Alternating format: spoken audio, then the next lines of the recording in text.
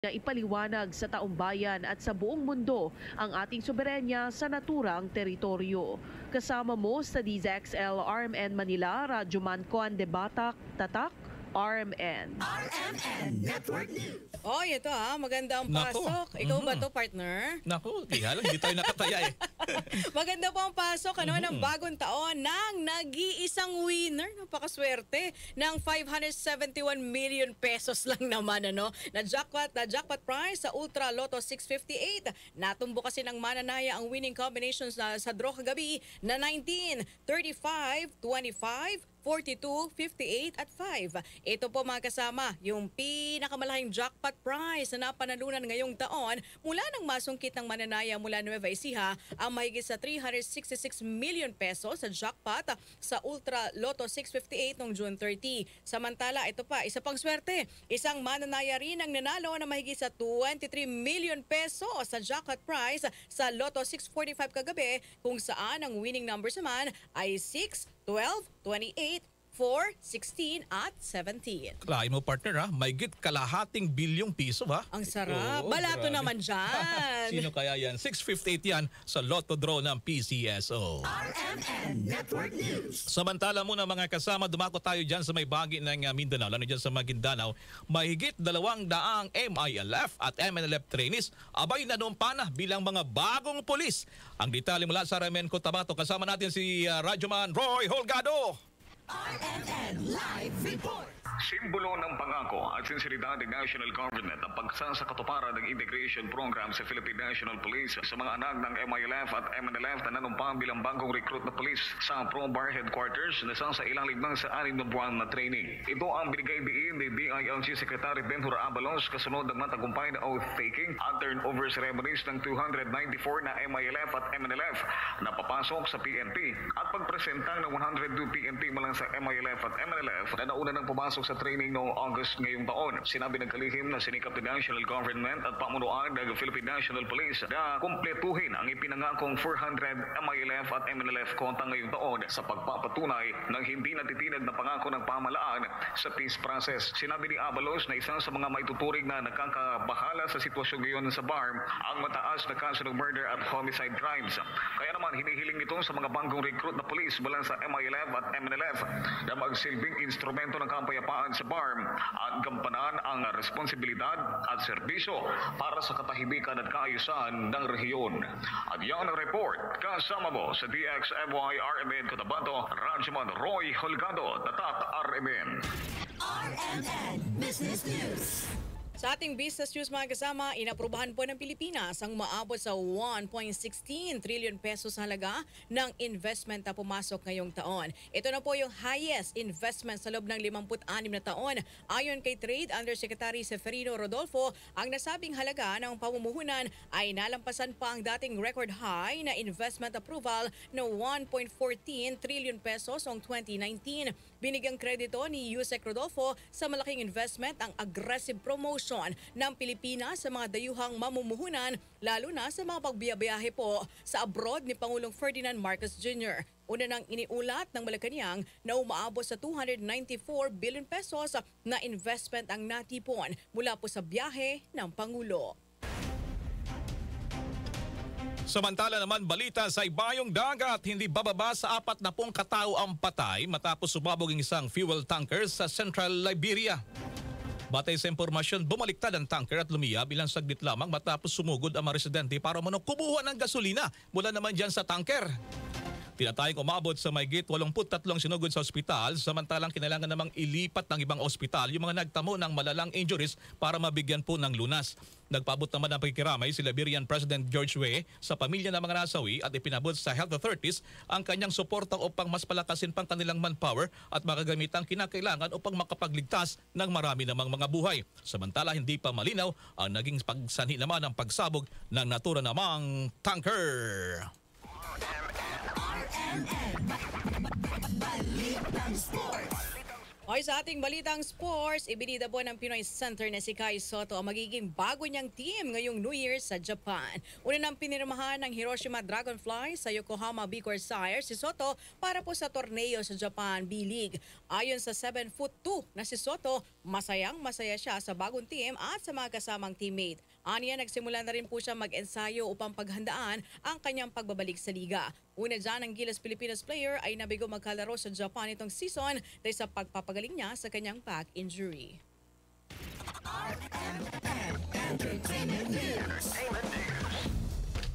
Abay, iblang tulog na lamang saan kayo itong mga lugar na merong mga star-studded New Year's countdown na gaganapin sa ilang lugar sa Metro Manila. Ang chikan niyan mula naman kay Rajaman Alex Forraque. Magiging star-studded ang events na gaganapin sa talong areas sa Manila para sa lubungin ng 2024. Sa Makati City, ang Asia Songbird na si Regine Velasquez at ang P-Pop Kings na SB19 ang mga performers na sasalubong sa New Year's countdown.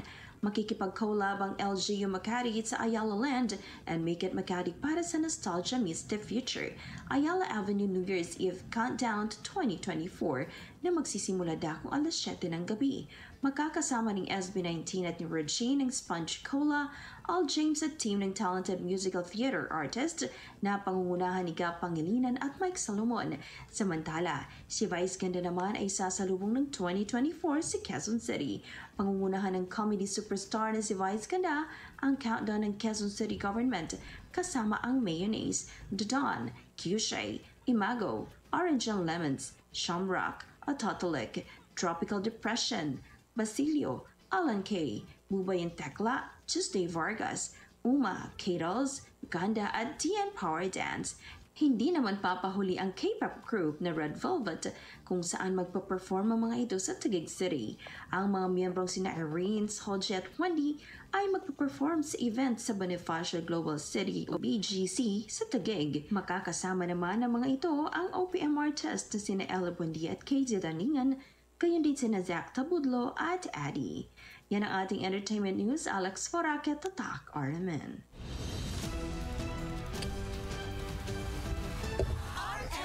Network News. Mga kasama, sumanyo po ng unang mga balita. Ito pa rin si Rajuman El Maracol. At ako po si Rajuman Angel Ronquillo. Mula po rito sa Ramen Broadcast Studios sa Atlanta Center, Manila. Sa mga taga-Tacloban dyan sa Leyte, maupay nga aga.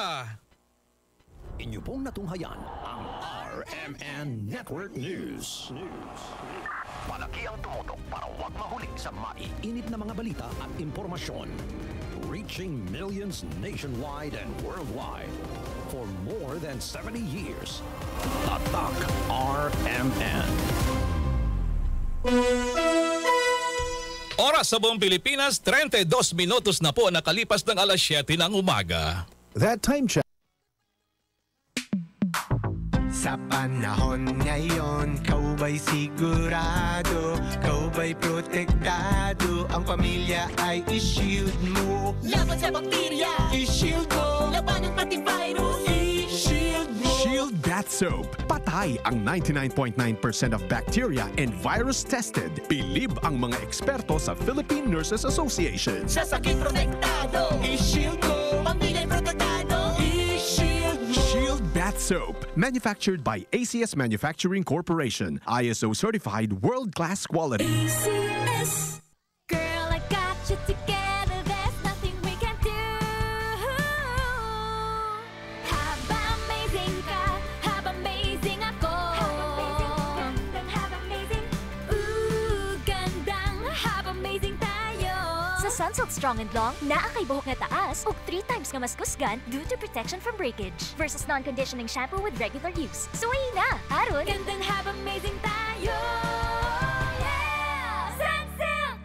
Tanan Mary, tanan may matipid sa GCash. Wala pa tong load para sa pili ng providers. Sarangan na. Libre nga padala GCash to GCash. Sarangan na. Bayad bills bisan ara lang sa balay. Sarangan na. Pamaganangan load lang ang gilastuhan. Sarangan na. Pag may GCash, download na. Supervised by the Bangko Sentral ng Pilipinas. That song is brought to you by Ariel Detergent. May tripid pack na. Magaling sa mancha, tititripid pa.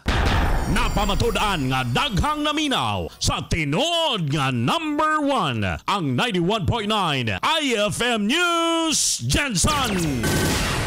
Ganahan jud ko maminaw sa IFM tungod sa ilahang programa. Ganahan ko maminaw sa IFM kay sulit ang balita og ako ganahan jud ko magpamati sa 91.9 IFM Mati. Ganahan ko mamingaw sa IFM 91.9. Mati. Number 1 sa balita, number 1 sa musika, number 1 sa drama, og number 1 sa public service. Ganahan kay kumaminaw sa IFM ba kay labas kay ilang mga balita tapos daghan jud kay silang natabangan ba isa na ko dira sa ilang natabangan IFM. God bless. Di ilang usa, di ilang duha, daghan na ang nagpamatuod nga numero 1 ang 91.9 IFM News. Jensen. Usa pa yan, sir. Matik. Matik. IFM.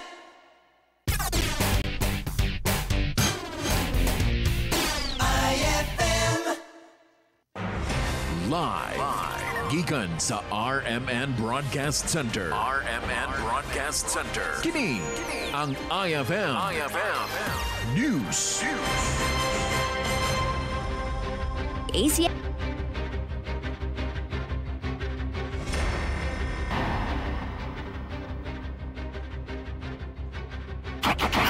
IFM, unang yagyag sa balita. IFM News Headlines. Idol, mayong butaga niya ng mga headlines karong butaga.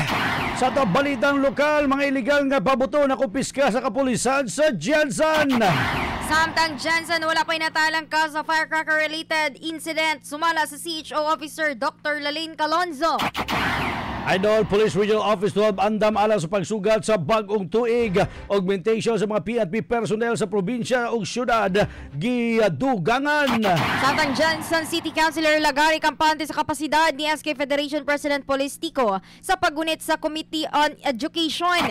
Idol, sa balitang National BSP naghugot sa transaksyon sa cryptocurrency transfer. 1% withholding tax ipataw sa online platforms ug digital services provider sumala sa BIR. Idol, sa balitang international, kanhing US President Trump gidiskwalipika sa estado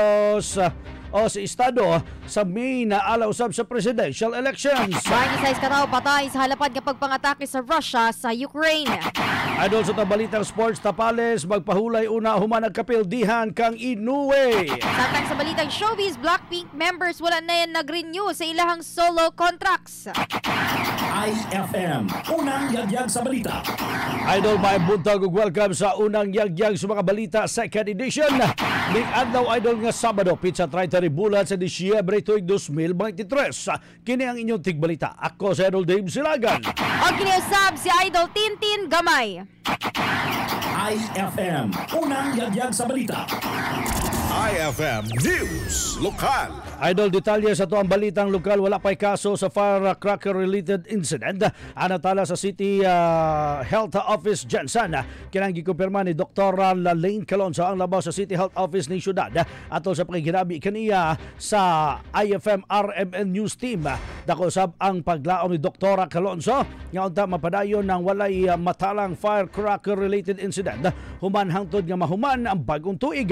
Gumikan niini gipanawagan usab sa opisyal sa katawhan nga mahimong responsable dapat ligayan gayon ang pagpabuto o ginabawal ngadto sa mga pabuto o ngadto lang sa ginatugutan nga kining o ginatugutan ang paliton alang usab sa mga negosyante. Dapat isulting ngadto sa mga consumers ang epekto sa ilang mga baligya nga babuto aron nga makahuna-huna pag-ayo ang mamalitay kung unsa ang matang sa pabuto nga ilahang paliton. Here in General Santos City, we don't have yet. Wala tayong cases of firecrackers injury.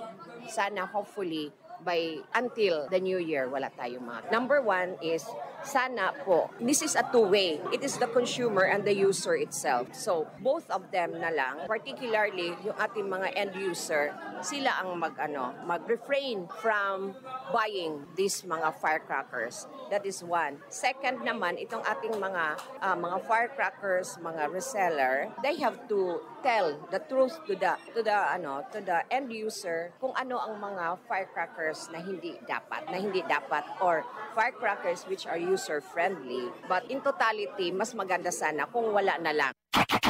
IFM, unang yagyag sa balita.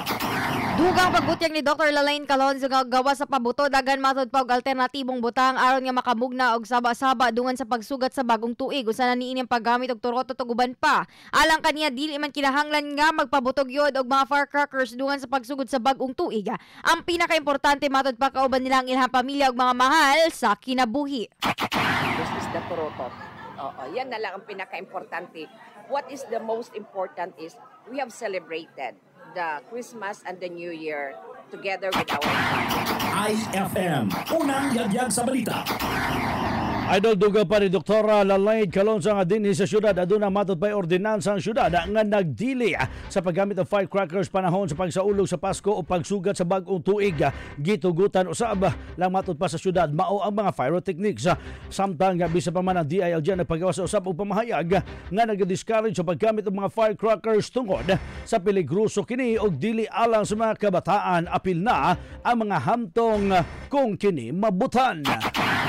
We have already an ordinance coming from the city. Nakalimutan ko lang yung ordinance natin. We have to, not primarily to stop the firecrackers, but merely we have only to use yung mga pyrotechnics na mga less ang harm. Like for example, yung mga, yung mga naga-sirit, na mga naga-sprinkle lang. But not those yung mga pumuputok. So, what the DILG, I have seen sa post sa internet, na the DDILG itself is telling all the people of the Philippines na you have to stop. He is condemning firecrackers to be used this coming New Year and even yung Christmas Day. IFM, unang yagyag sa balita. Sa Pikas Bahin, naandam na matod pang kapulisan sa Region 12 alang sa nagsingabot nga pagsugat sa bagong tuig 2024. Sumala ni Police Major Risa Hernandez ang tigpamaba sa Police Regional Office 12 nga nakalatag ng ilang deployment sa nakadaiyang lugar sa rehiyon kansa nagbantay seguridad dato sa umaabot nga selebrasyon. Usa sa ilang gitutukan mao na mga pampublikong lugar. Sama na lang sa mga malls, palengke, supermarket sila binakaron nga nagsugod na sa pagdagsa mga tao sa na nagapamalit. Gitutukan usab nila ang seguridad sa mga terminals tungod dagsa na mga pasahero nang uli sa ilang tagsa-tagsa ka mga probinsya. Actually, meron na po tayong mga deployment with regards to the upcoming New Year's Eve. So, every day po ay iba-iba po yung number of deployment natin considering na tinitingnan natin yung mga areas of concern natin, lalong-lalo na yung mga matataong lugar like mga mall, terminals, at syempre ngayon, dumadagsa na rin yung tao sa mga palengke. Syempre yung iba nagsisimula ng mamili ng kanilang magiging tanda at saka syempre alam mo na yung talagang binibili nila yung mga prutas at ganon. So nagdadagdag po tayo ng ating mga personnel na magbabantay para mapanatili po yung peace and order situation sa bawat area dito sa Region 12. IFM, unang yagyag sa balita. Idol duga pagbutyag ni Police Major Hernandez nga nagdugang usab sila og augmentation sa nagkadiyang mga probinsya sa rehiyon. Kiniaron na nga magtabang o mutabang sa pagmonitor batok niining mga illegal nga mga pabuto nga posibleng ipalusot sa pipila ka mga individual. Gibantayan usab sa PNP ang mga designated fireworks area kadtong mga lugar nga gitugutan sa mga LGU nga mga pamaligya o mga pabuto na sa nga mokabat ngadto sa kapin 3,000 ka mga police apil na niini ang mga advocacy support group sa matag probinsya o syudad sa rehiyon ang gipakatag aron nga magbantay sa seguridad dungan usab sa nagsing-abot nga bag-ong tuig. Nagdagdag tayo considering na ang New Year kasi ay syempre mayroong mga paputok yan. So titingnan pa natin kung ang lahat ba ng tao ay nagsunod doon sa pag-implement natin ng mga pinagbabawal na paputok. So isa pa din yun sa tinitingnan natin. So nagdagdag tayo ng personnel doon sa mga areas na kung saan inauthorize ng ating LGU na bintahan ng mga paputok. Meron din po tayong mga nakatalagang personnel doon. Meron tayong deployment na more than 3,000 sa bawat area. So, yun nga sabi ko, everyday kasi nagmo-monitor tayo ng ating deployment at sinasubmit din natin yan sa National Headquarters. Kasama na po doon yung ating mga augmented personnel and of course yung ating mga advocacy support group. IFM, unang yagyag sa balita.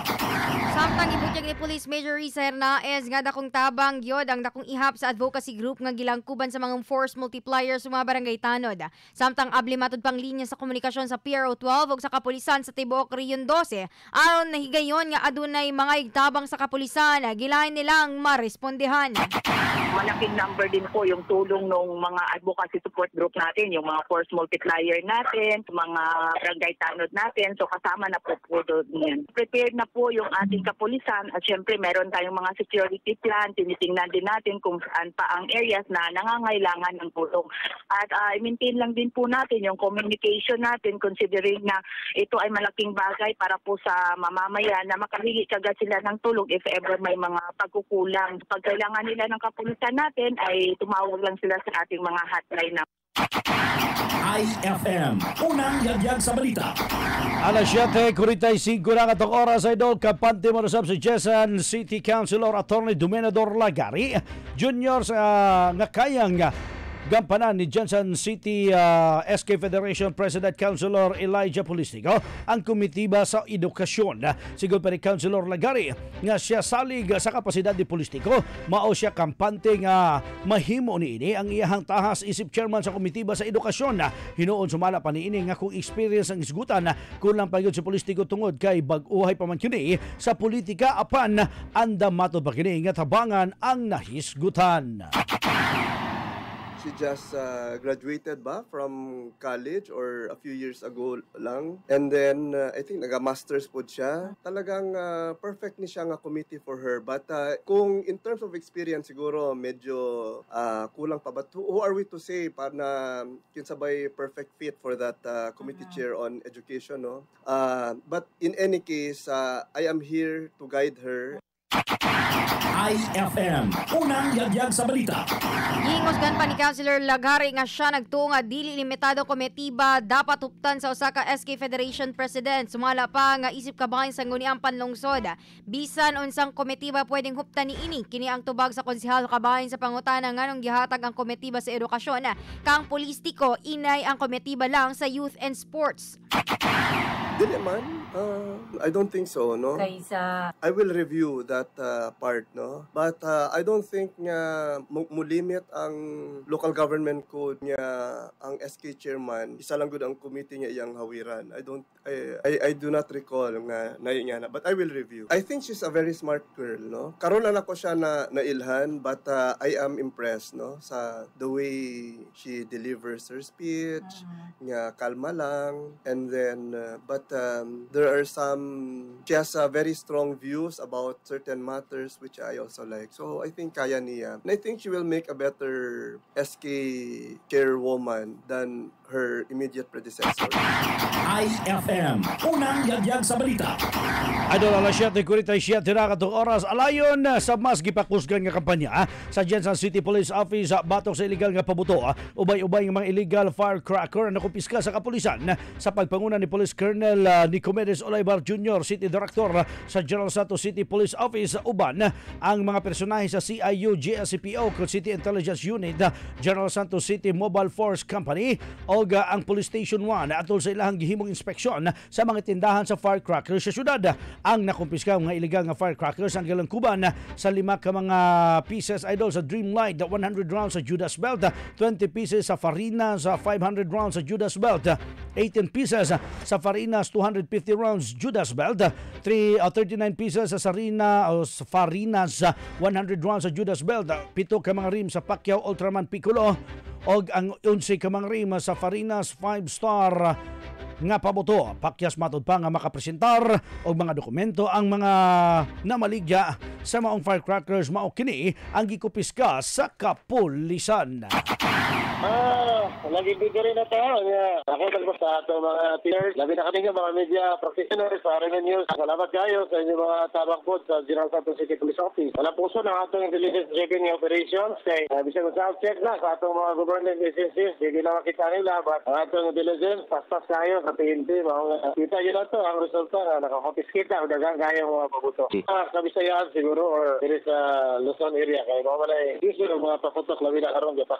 Through sa transportation, there is atong tracking. IFM, unang yagyag sa balita. Samtang ibanabanangan na sa 150,000 pesos kantidad sa mga firecrackers kansa nakaroon sa kustodiya sa GSCPO alang sa proper disposition. Samtang ikatakda usab nga gub-on ang maong mga pabuto karong December 31.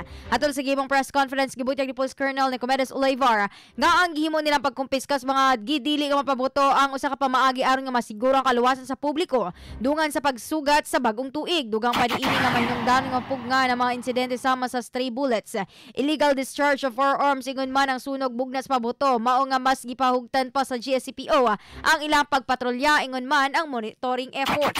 Ito lang finalize atong mga investigators. Siyempre, kung dakot yun mo, managan na nagabot ang swapol. Itong importante na kuha na ito ang mga confiscated na ito ang items na illegal which is harm sa atong environment. Yes sir, mga mabuti ng 180,000 ang na-confiscate sa atong mga topic kay gamit ng mga ato sa nang hord kadali kay ato ko na ito ng December 31 ang hapon kay wag na punta disposition ta ni distraction sa atong mga na-confiscate kay karon sige gyapon ng atong mga operation pension lead pamatag jurisdiction nila. IFM, unang yagyag sa balita. Alas 7:50 ang atong oras idol. Ang mga oras atod kanato sa Liver Aid Silimarid Capsule. Protektahin mo ang atay pinaagi usab sa pag-inom og Liver Aid para malayo ka sa sakit sama sa fatty liver disease, alcoholic hepatitis ug liver cirrhosis. Mga kuha nimo nga sakit idol tungod sa sobrang pag-inom og ilim ng makahubog pagkaon o tambok nga mga pagkaon. Ang Liver Aid Silimarid Capsule ang adunay antioxidant ang muhatag og proteksyon sa mga atay gikan usab kini sa herb natural hinungdan nga save. May bisyo man wala, hilig man mo inom o dili, mas maayo nga adlaw-adlaw ka mo inom og Liver Aid Silimarid Capsule. Aron walang latay sa atay, mas enjoy ang pamumuhay. Mga liver lovers, mag-Liver Aid na para sa kalusugan ng atay. Ang Liver Aid Silimarid Capsule ay doon mapalit sa mga butika sa inyong mga lugar nationwide. IFM, unang yagyag sa balita. IFM News National. Idol, alas 7:51 na ang atong oras. Duga pa sa mga balita, sa balitang national, nakatakda nga pahugtan sa Bangko Sentral ng Pilipinas kung BSP ang implementasyon o guidelines alang sa virtual asset o mas na ilang nga cryptocurrency transfer nga gikonsiderang isip cross-border wire transfer. Kini base sa kantidad nga Memorandum 2023-042 nga angayang tataw og guidelines sa implementasyon sa Philippine Travel Rules alang sa virtual asset service provider kon VASP. Sumala pa sa tuang sa maong kamanduan nga epektibo ang lagpas sa 50,000 pesos nga transaksyon una nang gimando sa Paris-based Financial Action Task Force kon FATF sa Pilipinas nga ayang magpagawas og guidelines ang travel rules og virtual assist assets service provider aron nga mapungan idol ang mga terorista o uban pa mga kriminal nga dunay access nga mapahigay ng fund transfer. IFM, unang yagyag sa balita. Sa Picas Bay, nagpagawas ang Bureau of Internal Revenue kung BIR og bagong revenue regulation alang sa pagpataw sa 1% withholding tax sa mga online platform og digital financial service providers alang sa makaipon og dugang pondo. Basa Revenue Regulation number 16-2023 nga gipirmahan ni Finance Secretary Benjamin Jokno og BIR Commissioner Romeo Lamagi nga ipataw 1% withholding tax sa 1/2 sa gross remittances sa mga online platforms ug digital services providers sa mga sellers og merchants sa mga goods and services nga gibaligya pinagi sa online platform. Gipasabot usab ni Lumagi nga ang revenue collection tumong niini nga maprotektahan ang small players o mga gagmay mga negosyo nga sila lamang ang nagabayad og buwis. IFM, unang yagyag sa balita. Alas 7:53 ang atong oras. IFM News International. Idol sa balitang international, gidiskwalipika sa estado sa Maine si United States Presidential Candidate Donald Trump sa balota alang sa eleksyon sa pagkapangulo sa sunod nga tuig. Kiniluyo pa man sa nahimong frontliner si Trump sa presidential sa nasampit nga estado.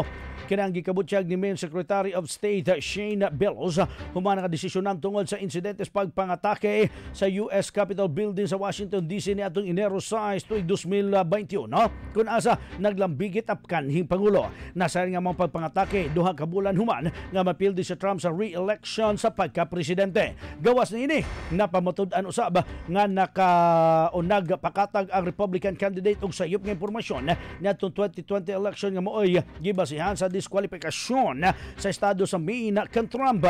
Nakalatid usab sa US Constitution nga pwede nga tanggalon isip usa ka kandidato sa eleksyon kung naglambigit kini sa protesta o rebellion.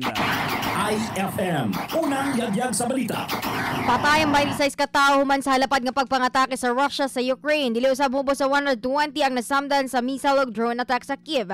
Nagpadaan ng strike on asa gipaningkamutan sa Ukraine nga harangon ang mga missiles ug drone sa Russia. Sa pamahayag ni Yuri Inata, ang tigpamaba sa Ukraine Air Force nga nakaposisyon ng uban nilang tropa. Nasairan nga migamit ang Russia og 158 ka mga drones ug missiles. Lakip na niini ang hypersonic Kinzhal missiles, cruise missiles ug Shahid drones alang sa strike target ug uban pa nga bahin sa Ukraine. IFM, unang yagyag sa balita. Alas 7:54 ang atong oras, idol. Samtang adto na kita sa to balitang IFM News Sports. Idol, balik Pilipinas na ang boxer o Filipino boxer nga si Marlon Tapales human ang kapeldihan bato kang Naoya Inoue sa Japan. Sumala pa kang Tapales, idol, nga malipayon kini sa pagbalik sa Pilipinas apan dili niini malikayan nga magulanon human ang kapeldihan. Gipanaghuro usab sa 31 anyos nga taga Lanao del Norte native nga mobalik kini sa boxing apan magpahulay una kini. Yan ko na usab kini nga dunay kapasidad ang Japanese boxer rason nga napatumba kini sa duha ka mga higayon ug wala na kini nakaabot sa 12 rounds. Wala usab gikabot yang Tapales kung kinsa ang posible niini nga sunod target nga makalaban. IFM, unang yagyag sa balita. IFM News Showbiz. Gihunong na sa Blackpink members nga silang Jisoo, Jeannie, Rosie o Lisa ang silang solo activity sa ilang original nga label nga YG Entertainment. Sa pamahayag sa agency nga solo lamang nga dili nila ipadayon apan ilang ipadayon ang pag-renew sa ilahang grupo. Niadtong Biyernes gikumpirma sa YG nga wala na may pirma sa kontratang matag miyembro. Luy pa man niini gibutyag sa mong agency nga magpadayon ang ilahang suporta kang Jisoo, Jeannie, Rosie o Lisa kung ipadayon nila ang ilahang solo career. IFM, unang yagyag sa balita. Alas 7:56 ang atong oras, may pagpaminaw sa atong mga idol din ha. Sa tagsa-tagsa ka mga panimalay o sa mga karinderya, idol. Happy New Year! IFM o sa family Galyo daw, family Vingonov aga Katunaw from family Tunga family og Happy New Year sa tanan na minaw sa IFM. Idol, mga na naglangkob sa mga balita karong buntaga. Ang unang yagyag sa mga balita, second edition ning adlaw, idol, lang nga Sabado. Petsa 30 ni bulan sa Disyembre 2023. Sama ka sa pa, idol, sa ngalan naman sa tibok pwersa sa IFM Jensen para sa matik sa balita, matik sa drama ug musika, matik sa public service. Kini ang inyong mga tigbalita. Ako sa Idol Dave Silagan. O giniusab si Idol Tintin Gamay. Ala sa tinuod nga numero 1 kini base sa latest Qatar Media Survey. 91.9 IFM News Jensen. O Japay Adser Matik.